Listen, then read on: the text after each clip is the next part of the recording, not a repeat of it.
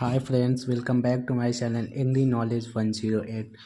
आज हम लोग पढ़ने जा रहे हैं प्रिंसिपल्स ऑफ सीड टेक्नोलॉजी। क्योंकि इसका कृषि में बहुत ही महत्व है। एक कहावत भी है कि जैसा बोओगे वैसा काटोगे। इसके लिए अगर हमें अच्छा उत्पादन करना है तो इसके लिए हमें अच्छी सीड की बुआई करनी होगी, जिसकी क्वालिटी पूरी तरह से सही हो, उसकी गुणवत्ता पूरी तरह से सही हो, उसकी जेनेटिक प्योरिटी हो गई और उसकी भौतिक जो गुणवत्ता है फिजिकल, वो भी सब सही होनी चाहिए। आकार, आकृति, रंग, रूप, हर तरह से अगर बीज को अच्छा बोएंगे तो ही हम अच्छा उत्पादन ले सकेंगे। तो आइए फ्रेंड्स, आज हम लोग पढ़ते हैं प्रिंसिपल्स ऑफ सीड टेक्नोलॉजी।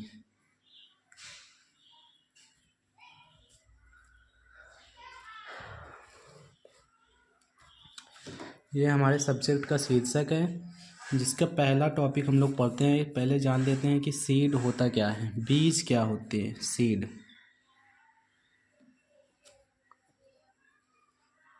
बीज या सीड जिसे बोलते हैं। तो सीड क्या होता है? एक निषेचित बीजांड होता है। बीज एक निषेचित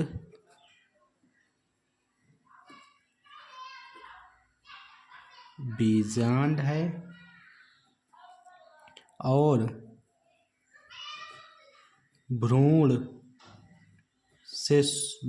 से सुरक्षित संग्रहित भोज्य पदार्थ एवं कवच से बना होता है, जो जीवित है एवं अंकुरण की क्षमता रखता है।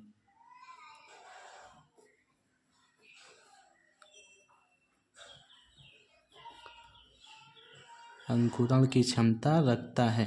तो बीज क्या होता है? बीज एक निषेचित बीजांड है और भ्रूण से सुरक्षित संग्रहित भोज एवं कवच से बना होता है, जो जीवित होता है और अंकुरण की क्षमता भी होती है उसमें। अगर अंकुरण की क्षमता नहीं होगी तो फिर वो सीड नहीं कहलाएगा, वो हो जाएगा बीज नहीं, वो फिर दाना हो जाएगा। खाने के रूप में प्रयोग कर सकते हैं लेकिन बीज के रूप में नहीं कर सकते, क्योंकि अगर हम उसका खेत पे प्रयोग करेंगे भी अगर खेत में, तो उत्पादन ही नहीं होगा। अंकुरण क्षमता ही नहीं है तो पौधा अंकुरित ही नहीं होगा, इसलिए फिर वो बीज नहीं कहलाएगा। आइए अब जानते हैं सीड टेक्नोलॉजी के बारे में कि सीड टेक्नोलॉजी क्या चीज़ है। सीड तो हमने जान लिया, अब सीड टेक्नोलॉजी के विषय में पढ़ते हैं।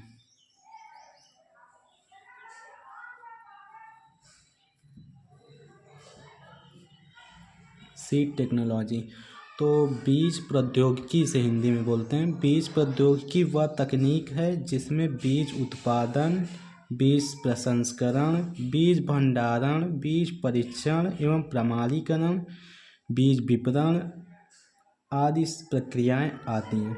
सीड टेक्नोलॉजी के अंतर्गत क्या क्या आता है? बीज का उत्पादन,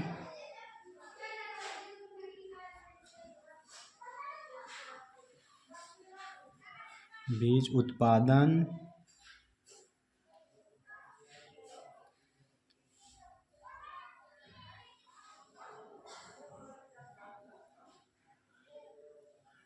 संप्रस्करण, बीज भंडारण,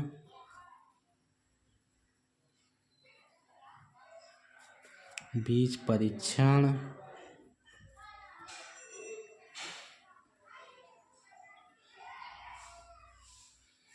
प्रमाणीकरण,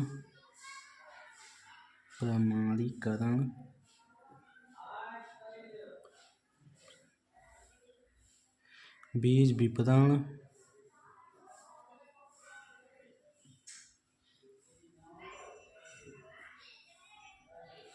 और वितरण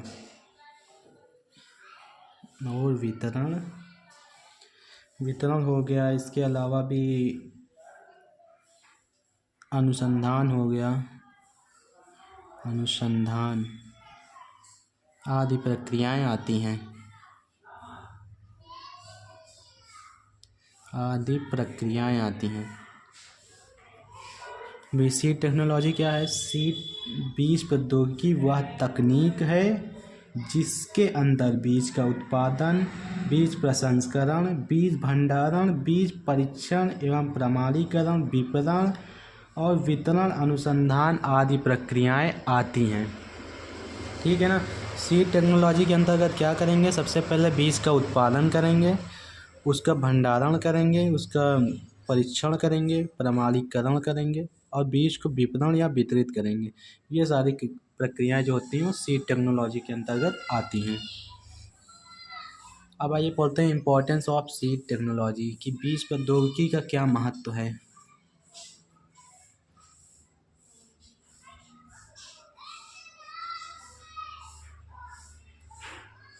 इम्पोर्टेंस ऑफ सीड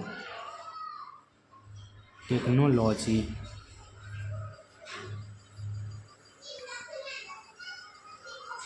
बीज प्रौद्योगिकी का महत्व क्या है? तो सबसे पहले तो है हाई यील्ड, अधिक उत्पादन, हायर यील्ड। इसका महत्व यह है कि सीड टेक्नोलॉजी से जो बीज तैयार किया जाता है उसका उत्पादन सामान्य बीज की तुलना में अधिक होता है। और दूसरा हो जाएगा lower caste,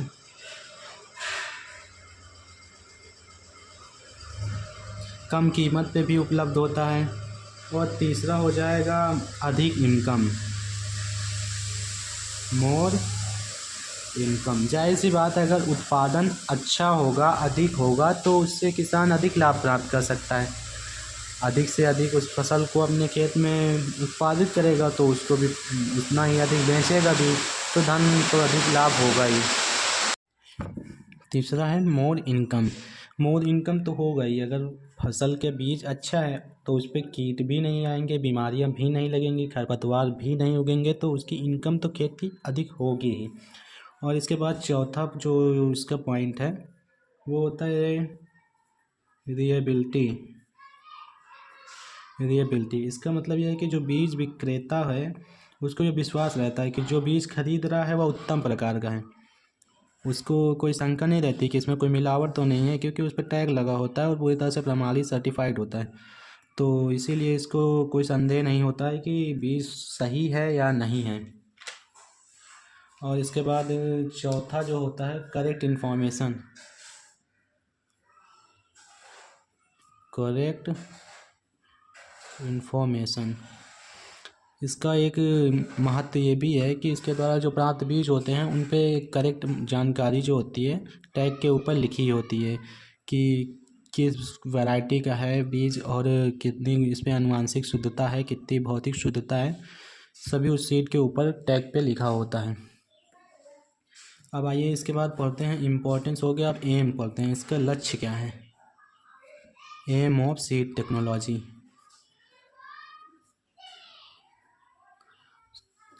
M of seed technology.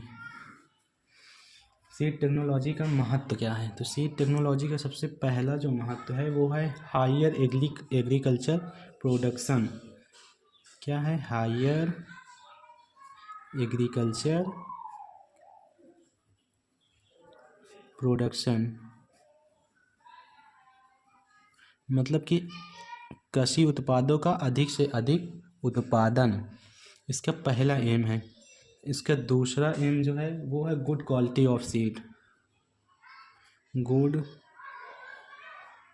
Quality seed, बीज उचित गुणवत्ता वाला होना चाहिए, इसका ये दूसरा लक्ष्य है।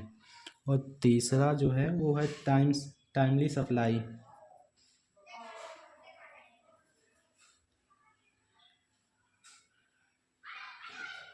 Timely supply. टाइमली सप्लाई का मतलब है कि नई नई प्रजातियों के बीज बुआई से काफ़ी पहले उपलब्ध कराए जा सकें। क्योंकि क्या होता है, कभी कभी बुआई से पहले किसान को बीज मिल नहीं पाते, फिर वो जल्दी में उसकी सही प्रकार से बुआई नहीं कर पाता, उसकी खेत की भी तैयारी करने में सही प्रकार से नहीं कर पाता है। तो टाइमली सप्लाई मतलब जो फसल के बीज हैं वो बुआई से पहले ही सबको उपलब्ध कराए जा सकें, ये इसका तीसरा एम है। चौथा है रीजनेबल प्राइस, रीजनेबल प्राइस मतलब कि उच्च गुणवत्ता और संपन्न बीजों की लागत कम से कम आए जिससे किसान उसे खरीदने में समर्थ हो सके। जो प्राइस हो इसका रीजनेबल हो मतलब कम हो ताकि किसान खरीद सके। ऐसा ना हो कि बीज ही बहुत क्वालिटी तो ठीक है लेकिन उसका रेट ही इतना ज़्यादा है कि कृषक खरीद ही नहीं पा रहा, तो कोई मतलब नहीं है ना इसका। तो ये हो गए इसके 4 मेन एम। अब इसके बाद हम लोग पढ़ते हैं आगे, सिलेबस के अनुसार देख लेते हैं क्या है, फिर उसके बाद देखते हैं।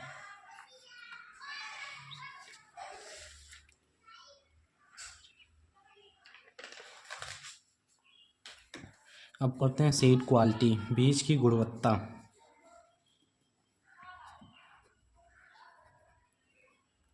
सीड क्वालिटी, बीज गुणवत्ता क्या है? तो बीज गुणवत्ता के विषय में एक बार सही से आप सुन लीजिए ध्यान से कि वह बीज जो कि हेल्थी हो, बोल्ड हो, प्योर हो और जिसमें वीड हो, खरपतवार या फिर अन्य दूसरे मटेरियल उपस्थित ना हो और टेस्टेड सीड हो, उचित देखभाल में तैयार किया गया हो, बीज की अंकुरण क्षमता अच्छी हो, पैकिंग के समय उसका विशेष ध्यान रखा गया हो, साफ बोरे में उसको रखा गया हो और साथ ही साथ उसमें फंगस की दवाइयों का प्रयोग किया गया हो, उसकी अंकुरण की क्षमता भी अच्छी हो, ऐसा बीज होता है क्वालिटी सीड। अब एक एक पॉइंट लिख लेते हैं, नहीं भूल जाएंगे। तो पहले क्या होता है, सीड जो हो वो हेल्थी हो, सबसे पहली बात तो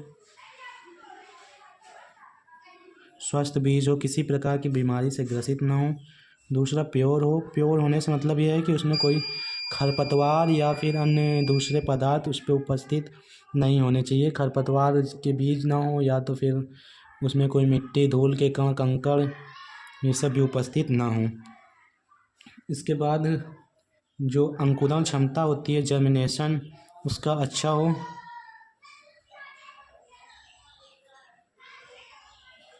जर्मिनेशन अच्छा होना चाहिए उसका। और तीसरा है उचित देखभाल में तैयार किया गया हो। चौथा, देखभाल में तैयार किया गया हो।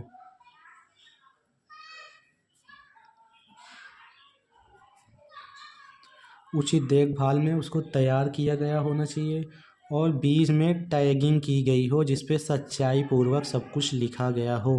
टैग होना चाहिए जिसपे उसकी पूरी सच्चाई से टैग लगा होना चाहिए और सब कुछ लिखा होना चाहिए। और बीज की जो और है उसकी पैकिंग के समय उसमें फंजीसाइड रसायनों का प्रयोग किया गया हो। किसका? फंजीसाइड रसायन, फंजीसाइड केमिकल का प्रयोग किया गया हो। तो कुछ फंजीसाइड केमिकल्स के नाम भी लिख लेते हैं, याद रहेगा अभी। तो जैसे इसमें होता है थीरम हो गया और एक एप्रोन है, बीटावैक्स है, बीटावैक्स और भी हैं लेकिन यही 3 लिख लेते हैं, बहुत हैं। इसके बाद पढ़ते हैं कि गुणवत्ता को खराब करने वाले कौन कौन से कारक होते हैं जिनसे कि बीज की गुणवत्ता खराब हो जाती है। Cases of deterioration of seed quality, cases of deterioration of seed quality,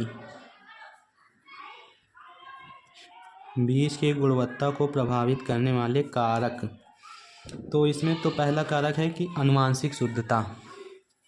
सबसे पहला जो है जेनेटिक प्योरिटी, जेनेटिक प्योरिटी आनुवांशिक शुद्धता। बीज आनुवांशिक शुद्धता वाला होना चाहिए क्योंकि उस पर अगर आनुवांशिक शुद्धता नहीं है तो वो उस सीड की क्वालिटी को ख़राब कर देता है। और दूसरा है म्यूटेशन, जिसको हिंदी में बोलते हैं उत्परिवर्तन। क्या बोलते हैं? उत्परिवर्तन, उत्परिवर्तन। अगला क्या है? उत्परिवर्तन। तो उत्परिवर्तन जो होता है ये अचानक से उत्पन्न हो जाता है जो कि मतलब कि आगे पीढ़ी दर पीढ़ी फिर ट्रांसफ़र होता रहता है। तो इससे बचने के लिए उपाय यही है कि खेत में जो अवांछित पौधे हैं, वीड हैं या फिर उसी जाति का कोई दूसरी स्पीसीज का पौधा है, दूसरी वैरायटी का पौधा है, तो उसको हटा देना चाहिए। इसका सबसे आसान तरीका यही है। और अगला है नेचुरल संकरण, प्राकृतिक संकरण।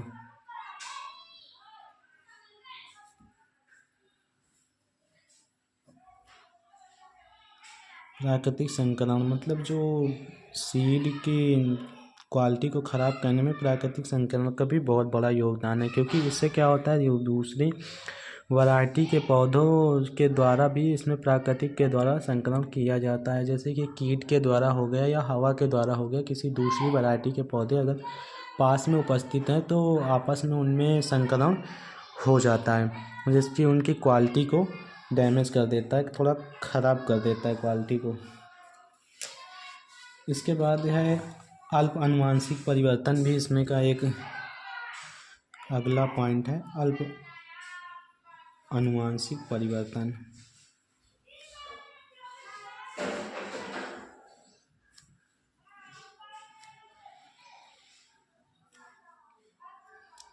समान रूप से दिखने वाले वंशक्रमों को मिलाकर जारी की गई मिश्रित किस्मों में अल्प मात्रा में आनुवंशिक परिवर्तन हो सकते हैं। किस्म जारी करने के बाद प्रथम पीढ़ी में इन परिवर्तनों से औसत उत्पादन क्षमता में वृद्धि हो सकती है तथा परिवर्तनशील परिस्थितियों में इन गुण प्रदर्शन क्षमता बढ़ सकती है। बाद में यह परिवर्तन वातावरण अनुकूलताओं में समाप्त होते हैं, फिर इससे हानि या लाभ हो सकते हैं। इससे या तो हानि भी हो सकती है और लाभ भी हो सकते हैं, ये जो अल्प आनुवंशिक परिवर्तन होता है। इसके बाद है रोगों का वर्णनात्मक प्रभाव।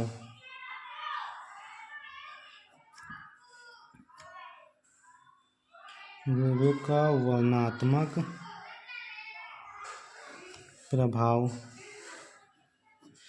किसी भी अगर फील्ड में रोग लगे हुए हैं तो वो उसकी फसल की क्वालिटी को तो ख़राब कर ही देते हैं, जाहिर सी बात है, क्योंकि उसमें अगर रोग लगा हुआ है तो कहीं ना कहीं उसके पत्तियों को ख़राब करेगा, जिससे प्रकाश संश्लेषण की क्रिया प्रभावित होगी और पौधे को उचित भोजन नहीं मिलेगा तो उसका जो उत्पादन होगा वो भी प्रभावित होगा। तो उत्पादन में भौतिक और आनुवंशिक दोनों प्रकार की कमियां हो जाती हैं रोग के द्वारा भी। इसके बाद जो है अगला पॉइंट है वो पादप प्रजनन की तकनीकें भी हैं। पादप प्रजनन की तकनीक।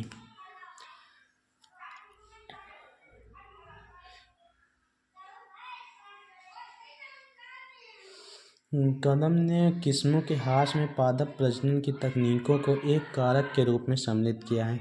इसमें ऐसी स्थितियां सम्मिलित हैं जिनमें अस्थिरताएं पाई जाती हैं। ये अस्थिरताएं नई किस्म में कोशिकीय आनुवंशिक के उपयुक्त रूप में अनुमानित न होने के कारण उत्पन्न होती हैं। जो पादप प्रजनन की तकनीक है, किस तकनीक के द्वारा उसमें आपस में प्रजनन कराया गया है, ये भी कभी कभी उसकी क्वालिटी को प्रभावित कर सकता है।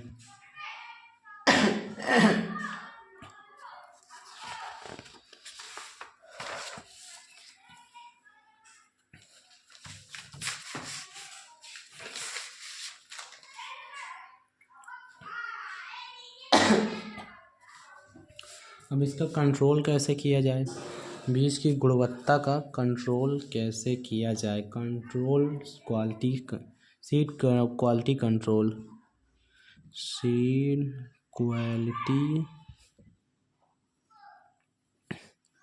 कंट्रोल, बीज गुणवत्ता को कैसे नियंत्रित रखा जाए, कैसे कंट्रोल में रखा जाए। तो सबसे पहले तो जो हम खेत पे अपने कर सकते हैं वो क्रियाएं देख लेते हैं खेत स्तर पर, कि हम खेत में क्या कर सकते हैं इसके नियंत्रण के लिए। खेत स्तर पर हम क्या कर सकते हैं, खेत स्तर में सबसे पहले तो पृथक दूरी, जो पौधे से पौधे की दूरी है उसको एक निश्चित मेंटेन आंकड़े के अनुसार ही रखनी चाहिए। क्या है, नंबर 1 पे पृथक दूरी,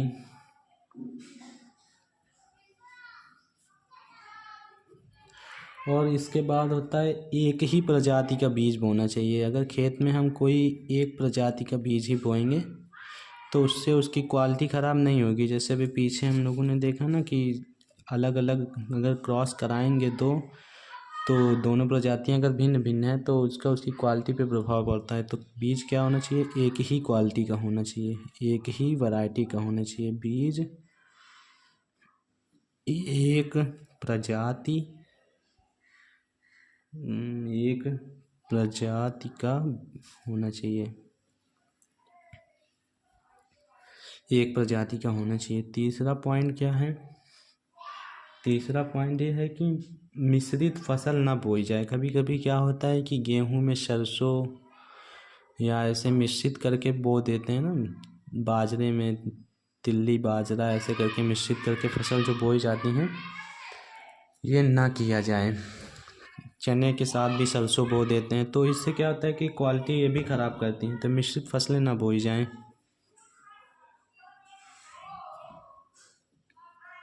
मिश्रित फसलें ना बोई जाएं। चौथा पॉइंट क्या है, तो चौथा पॉइंट ये काफ़ी महत्वपूर्ण है कि फसल की बुआई से पहले खेत की पूरी तरह से सफाई कर ली जाए। क्योंकि खेत में अगर किसी दूसरी फसल के अवशिष्ट पदार्थ उपस्थित हैं, किसी दूसरी फसल के बीज उपस्थित हैं, खरपतवार उपस्थित हैं, तो वो सीड की क्वालिटी को डैमेज कर सकते हैं, ख़राब कर सकते हैं। इसलिए खेत की सफाई करना बहुत ही ज़रूरी है। इसके अलावा अगर सीड ड्रिल के द्वारा खेत की बुआई की जा रही है तो सीड ड्रिल की पूरी तरह से सफाई की जाए कि उससे पहले उसमें से उस सीड ड्रिल का जिस फसल को बोने में प्रयोग किया गया है उस फसल के अवशिष्ट या उस फसल के बीज उस सीड ड्रिल में उपस्थित ना हो, इसका ध्यान रखना चाहिए और सीड ड्रिल की सफाई करनी चाहिए। तो इस पे लिख लेते हैं खेत की सफाई, खेत की सफाई, यदि सीड ड्रिल का प्रयोग हो रहा है तो सीड ड्रिल की भी सफाई, सीड ड्रिल की सफाई, दोनों ही फसल की गुणवत्ता को ख़राब कर सकते हैं, इसलिए बहुत ही महत्वपूर्ण है। अगर खेत में फसल बोई जा रही है तो सबसे पहले आधार बीज को प्राथमिकता देनी चाहिए। आधार बीज को प्राथमिकता मतलब आधार बीज ही अधिकतर उत्पादन के लिए चुनना चाहिए।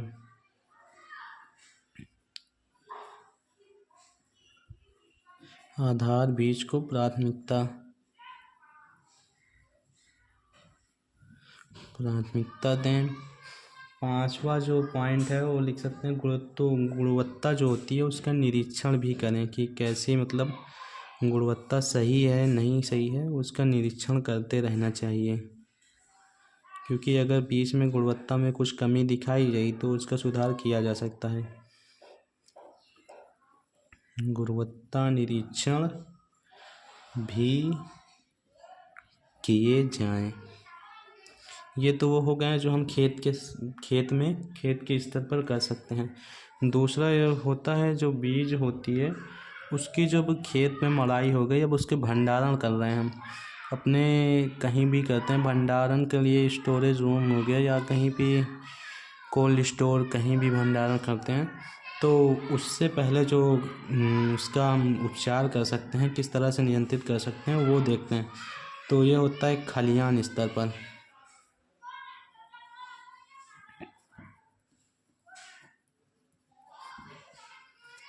खलिहान स्तर पर क्या कर सकते हैं, मड़ाई में सावधानी रखनी चाहिए कि मड़ाई के समय किसी दूसरी फसल के बीज आपस में मिलने ना पाएँ। जिस बीज की मड़ाई हो रही है जिस भी फसल की, उसी फसल के बीज हों, उसमें किसी दूसरी फसल के बाहरी बीज ना उपस्थित हो पाएँ, उसमें मिल ना पाएँ। तो क्या रखना चाहिए, मड़ाई में सावधानी।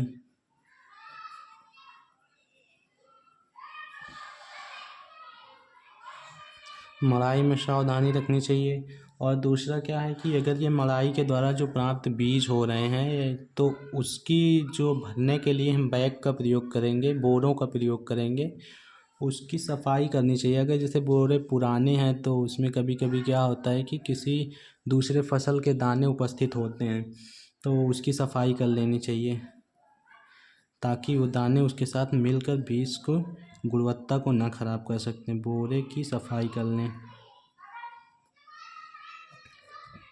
और इसके अलावा अगर पुराना बोरा है काफ़ी तो उसमें मैलाथियन लिंडेन कीटनाशक का प्रयोग भी किया जाना चाहिए, क्योंकि कभी कभी क्या होता है कि पुराने जो बोरे होते हैं उसमें फसल के अवशेष उपस्थित होने के कारण कीड़े लग जाते हैं, और उसमें इसी कारण से कीड़ों को मारने के लिए मैलाथियन लिंडेन कीटनाशी का प्रयोग करना चाहिए पुराने बोरों में। बोरे में मैलाथियन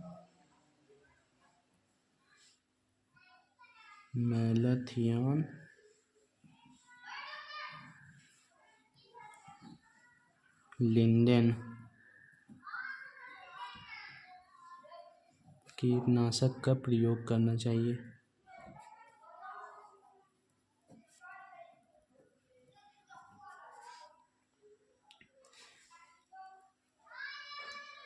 इसके अलावा बोरे पे सील लगाई जाए और प्रजाति टैग भी लगाना चाहिए।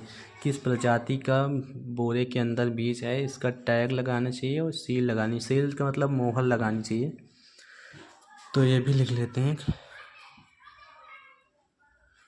बोरे पर मोहर, जिसे सील बोलते हैं, सील और टैग लगाया जाए। ये भी हो गया। सीड की क्वालिटी को नियंत्रित करने के लिए अब पढ़ लेते हैं डिफरेंट केसेस ऑफ सीड। बीज कितने प्रकार से होते हैं?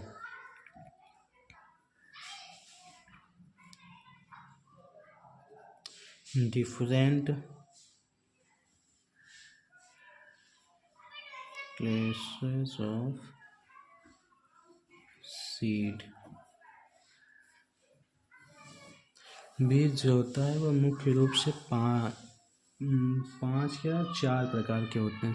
चार प्रकार के बीज जो होते हैं मुख्यतः कितने प्रकार के होते हैं? चार प्रकार के। पहला जो होता है वो होता है न्यूक्लियस सीड। इसी को कभी कभी ब्रीडर सीड भी बोला जाता है। Breeder seed. तो जो ये ब्रीडर सीड है तो इसके नाम से ही पता चल रहा है, ये ब्रीडर सीड जो होता है ये प्लांट ब्रीडर के द्वारा ही तैयार किया जाता है और ये मूल बीज होता है। क्या होता है, इसको तैयार कौन करता है? प्लांट ब्रीडर स्वयं इसको अपनी देख रेख में तैयार करता है, जो कि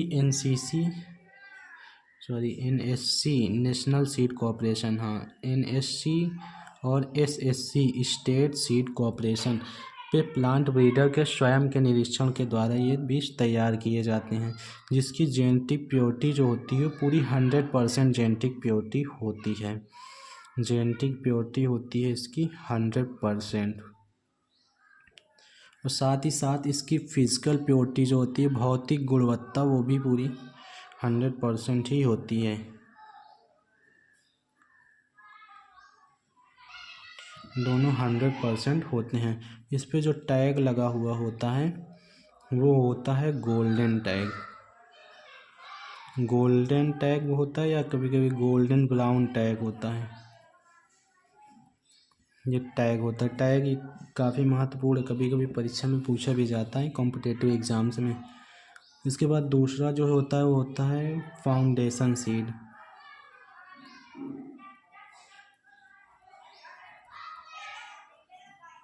फाउंडेशन सीड जो होता है ये ब्रीडर सीड के द्वारा तैयार किया जाता है। जो न्यूक्लियर सीड होता है उसके द्वारा ये फाउंडेशन सीड तैयार किया जाता है। ब्रीडर सीड के द्वारा या न्यूक्लियर सीड के द्वारा तैयार किया जाता है। ये इसको मदर सीड भी कहा जाता है। इसका दूसरा नाम एक बोलते हैं, लिख लेते हैं, known as mother seed.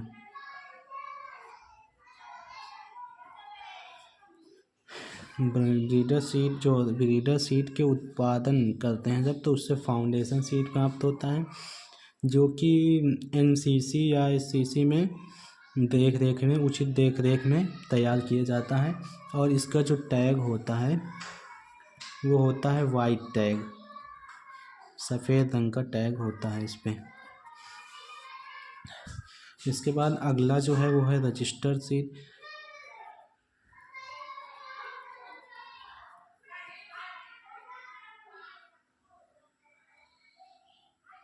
Register seed, ये जो सीड होते हैं फाउंडेशन सीड के द्वारा व कभी कभी स्वयं रजिस्टर सीड के द्वारा भी तैयार किए जाते हैं। तो ये क्या है, फाउंडेशन सीड या फिर स्वयं यही रजिस्टर सीड से भी तैयार किए जाते हैं। रजिस्टर सीड से तैयार किए जाते हैं। इसकी जो जेनेटिक प्योरिटी होती है, जेनेटिक प्योरिटी वो संतोषजनक होती है।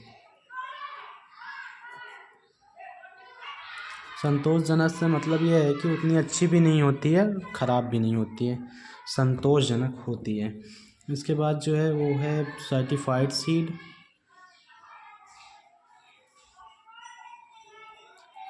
यह बीज भी फाउंडेशन सीड के द्वारा तैयार किया जाता है या फिर रजिस्टर्ड सीड के द्वारा या फिर स्वयं सर्टिफाइड सीड के द्वारा भी ये तैयार किया जाता है। तो फाउंडेशन सीड से या तो ये तैयार किया जाएगा या फिर रजिस्टर्ड सीड से या फिर स्वयं सर्टिफाइड सीड से भी यह तैयार किया जाता है। इस पे टैग नहीं लिखे हम लोग रजिस्टर्ड वाले में, तो इसमें टैग जो होता है लिख लेते हैं, पर्पल का होता है टैग जो होगा इसका, ये होगा पर्पल टैग। इस पे लिखे हैं ना, हाँ इस पे है। तो सर्टिफाइड सीड के द्वारा भी ये तैयार किया जाता है। और इसका जो टैग होता है वो होता है ब्लू, इस पे ब्लू टैग होता है। सीट बढ़ गई है, दूसरी सीट चेंज कर लें फिर आगे पढ़ते हैं।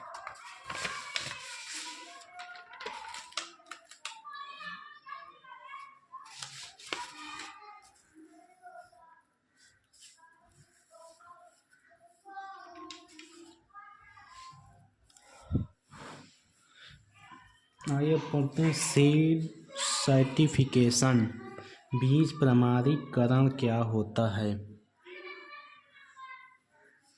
सीड सर्टिफिकेशन, बीज प्रमाणीकरण होता क्या है। तो इसकी बीज प्रमाणीकरण की वैसे तो कई वैज्ञानिकों ने परिभाषा दी है, लेकिन एक आसान परिभाषा मैं आपको बताता हूँ। डॉक्टर ए जॉनसन ने दिया था कि बीज प्रमाणीकरण बीजों के उत्पादन, संसाधन और वितरण की ऐसी विधि है जिससे बीजों की गुणवत्ता को उच्च बनाया जा सकता है। कितनी सिंपल सी है कि बीज प्रमाणीकरण बीजों के उत्पादन, संसाधन और वितरण की ऐसी विधि है जिससे बीजों की गुणवत्ता को उच्च बनाया जाता है। लिख लेते हैं, डॉक्टर ए जॉनसन की दी हुई ये परिभाषा है, जो इन्होंने ये परिभाषा दी थी। डॉक्टर ए जॉनसन के अनुसार क्या है बीज प्रमाणीकरण, कि बीज प्रमाणीकरण बीजों के उत्पादन,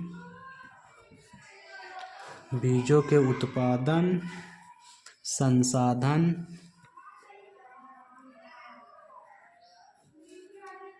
और वितरण की ऐसी विधि है जिससे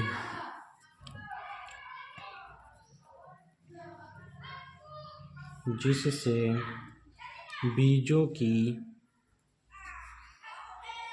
गुणवत्ता को उच्च बनाया जाता है। बीजों की गुणवत्ता को उच्च बनाया जाता है।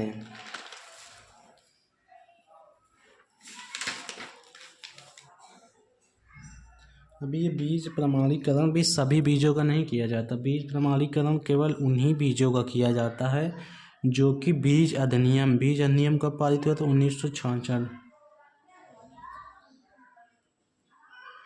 बीज अधिनियम 1966 की धारा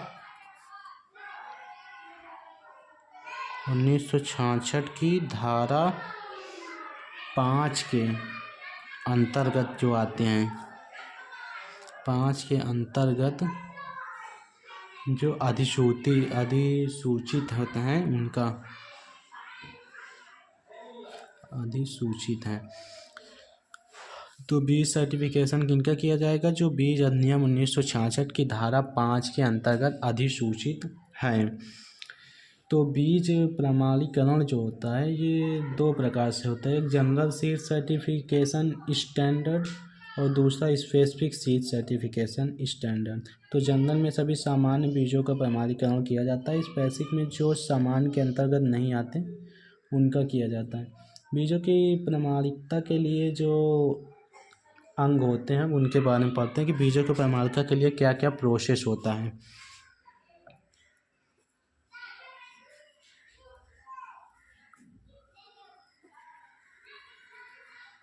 बीज प्रमाणीकरण के अंग। तो बीज प्रमाणीकरण के अंग में क्या है? सबसे पहले होता है बीज प्रमाणीकरण के लिए आवेदन।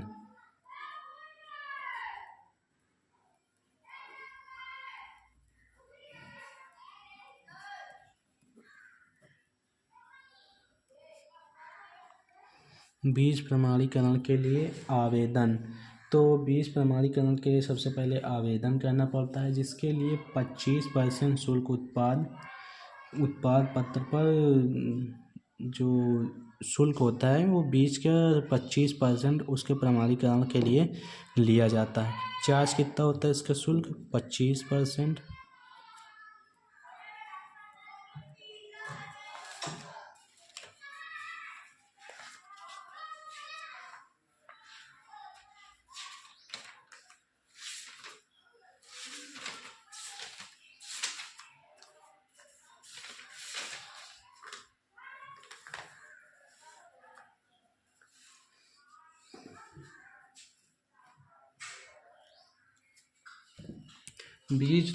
उत्पादक बीज प्रमाणित कराना चाहते हैं तो प्रमाणित संस्था को निर्धारित प्रारूप पर 25% शुल्क देना होगा उनको। और इसके अलावा उनकी जो खेत है उसके उत्पादन, खेत की बुआई के विषय में संपूर्ण सही जानकारी को दिया जाना चाहिए, जिसके आधार पर ही वो सर्टिफाइड जो कंपनी होगी सर्टिफिकेशन की वो उसे स्वीकृत करेगी या फिर अस्वीकृत करेगी। इसके अलावा जो दूसरा पॉइंट होता है इसका वो होता है बीज स्रोत का सत्यापन।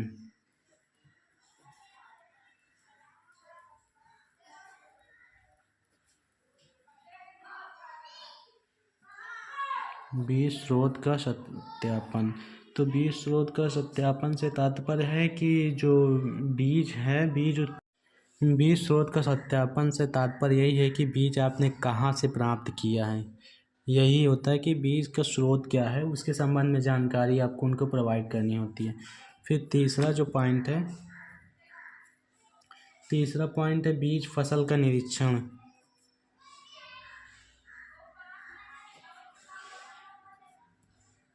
बीज फसल का निरीक्षण।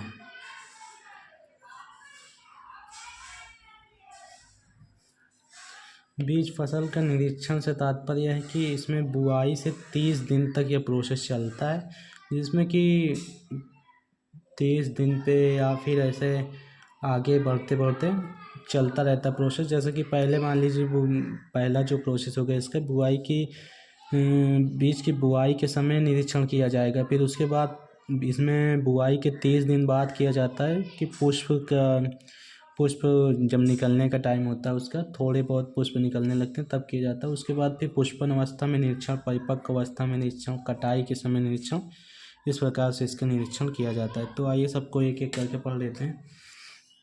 बीज फसल के निरीक्षण के अंतर्गत सबसे पहला आता है बुआई के समय। ये है बुआई के समय।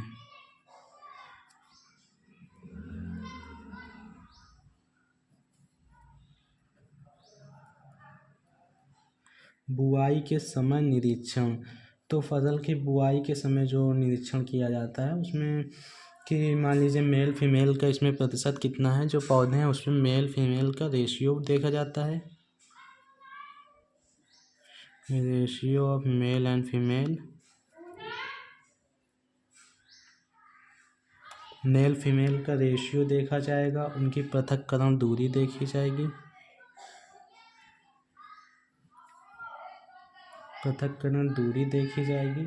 और उसके बाद जो उसका निरीक्षण होता है दूसरा, वो होता है पुष्पन पूर्व निरीक्षण। पुष्प निकलने के पहले, पुष्पन पूर्व निरीक्षण ये कब होता है? बुआई के 30 दिन बाद, 30 दिन बाद, बुआई के 30 दिन बाद होता है। और इसमें देखा जाता है कि पौधे में कोई रोगी पौधा तो नहीं है, या फिर कितने उसमें कितने % हानिकारक कीटों से ग्रसित पौधे हैं, कितने मादा हमें हानि है, कितने ग्रसित हैं, कितनी मादा ग्रसित पौधे, कितने नर ग्रसित पौधे हैं, और उन दोनों का कितने खरपतवार हैं उन दिनों उस फील्ड में कितने खरपतवार हैं, उनके जो अवांछित पौधे हैं वो कितने हैं, वो सब पुष्पन के पूर्व निरीक्षण के अंतर्गत देखा जाता है। तीसरा सी होता है पुष्पन अवस्था में निरीक्षण।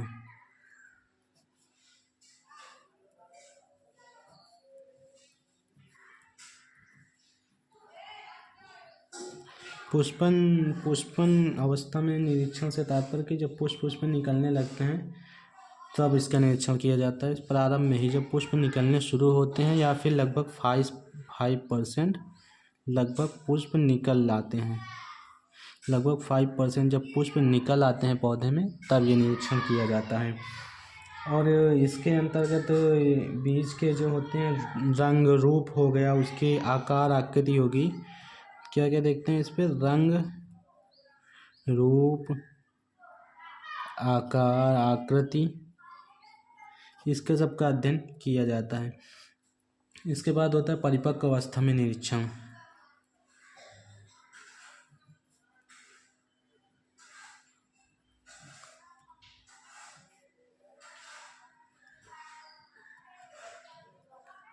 परिपक्व से तात्पर्य है कि जब फसल पकने लगती है तब ये निरीक्षण किया जाता है। इसमें बीज की फसल की बालियों फलियों का रंग रूप आकार देखकर अवांछित पौधों को निकाल देने का निर्देश दिया जाता है तथा कटाई हेतु उत्पादों का भी निर्देश दिया जाता है। जैसे कोई हानिकारक वीड है, खरपतवार है या अन्य प्रजाति का पौधा है, तो उसको जो प्रमाणीकृत कंपनी के द्वारा चेक करने के लिए उसका निरीक्षण करने के लिए आएंगे, वो उसको हटाने का आपको उपदेश देंगे, मतलब आपको बताएंगे कि इसको हटा दीजिए पौधे को। फिर उसके बाद ई जो होता है वो होता है कटाई के समय निरीक्षण।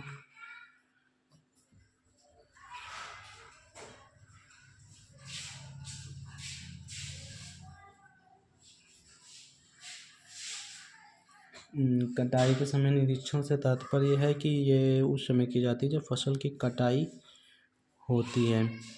तो इसमें क्या किया जाता है कि देखा जाता है कि जिन पौधों को हमने खरपतवार के लिए बताया था, क्या उसे हटाया गया है पौधे से, अवांछित पौधों को उखाड़ा गया है खेत से कि नहीं। क्योंकि क्या होता है, अगर एक प्रजाति का पौधा है तो उसके आसपास के जो पौधे होंगे वो अलग प्रजाति के हैं, और बीच में कोई अगर अलग प्रजाति का है तो उससे क्रॉस कर सकता है, जिससे उसकी आनुवंशिक शुद्धता में कमी आ सकती है। तो इसलिए वो कटाई के समय इसका निरीक्षण किया जाएगा, और अगर कोई ऐसा है तो उसके आसपास के पौधों को हटा दिया जाएगा।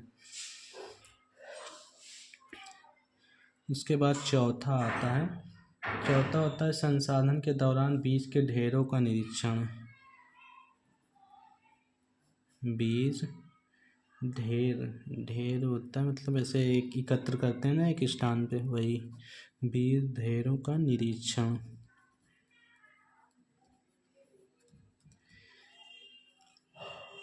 इसमें क्या होता है कि जो बीज होते हैं ये देखना ज़रूरी है कि उसमें कोई अवांछित अन्य दूसरे फसल के बीज तो उपस्थित नहीं है। इसका निरीक्षण किया जाता है जब बीज का ढेर होता है तो उसकी जांच करके। और इसके बाद पांचवा है बीज का परीक्षण।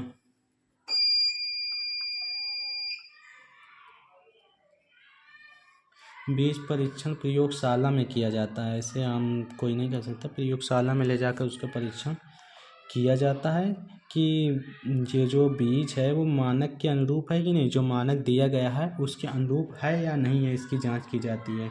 सीड टेस्ट के लिए 3 बार सैंपल लिए जाते हैं, कटाई मड़ाई के बाद और संपन्न संसाधन के बाद लिए जाते हैं, जिस पे उसकी आर्द्रता की मात्रा का परीक्षण किया जाता है, जेनेटिक प्योरिटी, जर्मिनेशन परसेंट, ये सभी पूरा निरीक्षण किया जाता है। तो बीज के परीक्षण में क्या क्या निरीक्षण किया जाता है ये लिख लेते हैं थोड़ा। इसमें देखिए प्योरिटी परसेंट, कितने परसेंट शुद्धता है, प्योरिटी परसेंट, जर्मिनेशन परसेंट, आर्द्रता कितनी है, वो आर्द्रता का निर्धारण, ये सभी जांच इसमें बीज परीक्षण के अंतर्गत किया जाता है। बीज थैली पर इसके बाद जो अगला है वह बीज थैली पर प्रमाण पत्र तथा सील लगाना। 5 हो गए ना। छठवां जो है वो है बीज थैली पर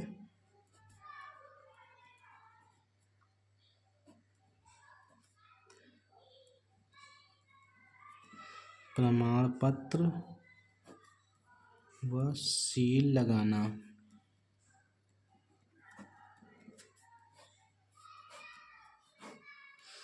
तो इसमें क्या होता है कि जैसे जो बीज है वो किस प्रकार से, किस संस्था का नाम होता है इसमें पता होता है, बीज की किस्म होती है और उत्पादक का नाम, ये सभी चीज़ें इस पर लगाई जाती हैं एक टैग के रूप में। और उसके जिस संस्था का है वहाँ उसकी मोहर भी लगाई जाती है। तो इसमें क्या होता है कि जब पूरी जांच हो गई है, अगर सही है तो बीज पे टैग और उसका प्रमाण पत्र करके जो सील लगाकर उसको फिर मार्केट में वितरित कर दिया जाएगा। तो इसमें क्या किया जाता है, जो टैग लगाया जाता है उसमें क्या क्या होता है वो लिख लेते हैं। बीज संस्था का नाम होगा, संस्था का नाम होगा, दूसरा बीज की किस्म होगी कि किस वैरायटी का बीज है वो बीज की किस्म होगी, और तीसरा जो होगा बीज की लाट की संख्या। बीज में जो होते हैं ना किल्ले बोलते हैं हिंदी में, इंग्लिश में टिल्ले ऐसे कुछ बोलते हैं, कंफर्म नहीं मुझे। बीज की लाट की संख्या,